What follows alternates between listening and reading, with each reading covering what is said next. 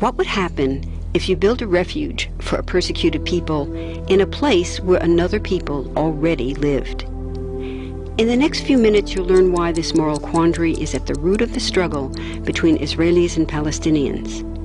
First, there are a couple of things it's helpful to understand. One, many Jews fled harsh persecution in anti-Semitic Europe, especially the Nazi Holocaust. Zionists encouraged massive immigration to historic Palestine, at that time a British colony, where Jews had an age-old connection and where small Jewish communities had long existed among larger groups of indigenous peoples. But when the UN offered the Jewish immigrants the majority of the land for a new state called Israel, for the indigenous Palestinians who lived there, it was a massive destruction of life. They rejected the UN's partition plan, and several Arab states invaded the new state of Israel. Israeli forces essentially erased over 400 Palestinian villages and towns. By the end of the fighting, Israel controlled 78% of historic Palestine. And when 750,000 Palestinians who fled or were expelled during fighting tried to return to their homes where the new state now stood, they were permanently barred by the Israeli government. While over 100,000 of their relatives and neighbors who hadn't left became second-class citizens of the new state, along with the new Jewish majority. Today, Palestinian refugees and their descendants number in the millions. Most are in the Gaza Strip, the West Bank, and Jordan. Many are spread throughout the world, with millions still living in refugee camps, seeking to return to their homeland. To sum up, one group of refugees found a much-needed home, but in the process, a new group of refugees was created. Here's the second thing to understand. Israel was founded as a Jewish state. But now ask yourself, what exactly does that mean? People had lots of ideas about what a Jewish state should look like. Some called for equality for all citizens. But what was created, in practice, was institutional discrimination against non-Jews.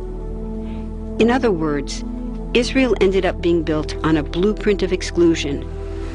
The Israeli government wants maximum land and resources for Jews, but not the Palestinians living there.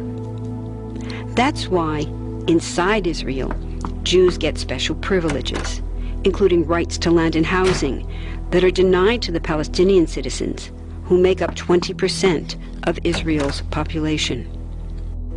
That's also part of why Israel has never defined its borders.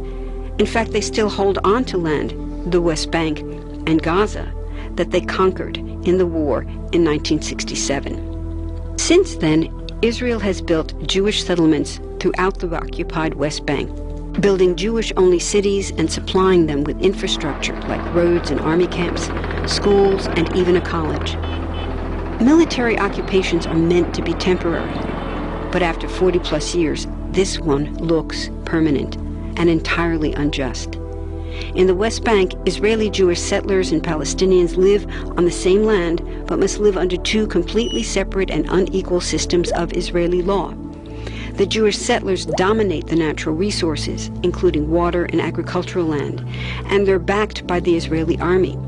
To maintain the occupation, Israel has demolished thousands of Palestinian homes and orchards, confiscated Palestinian land, bombed a captive civilian population in Gaza, and punished resistance with raids, arrests, and assassinations, all to gain maximum land, while making life so difficult for Palestinians that they will either leave or be too afraid to resist. Palestinians have fought back. For decades, they tried to achieve national liberation through armed struggle. Some groups still do. But the majority now support popular protest instead. The deeply harmful pattern of control, repression, and violence profoundly harms Palestinians living under occupation and Israelis living as occupiers. This must be broken to reach a peaceful and secure future for both peoples. Now that you understand the problem, what about the solution? What about peace talks?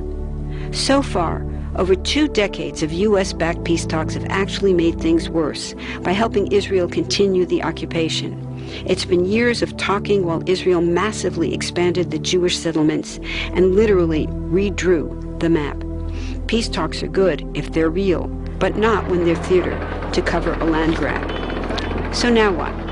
The current world superpower, the United States, has been a terrible friend, enabling Israel's destructive and self-destructive expansion onto Palestinian land by funding the Israeli military, the biggest recipient of U.S. foreign aid in the world. But there's another superpower that can make the difference: you.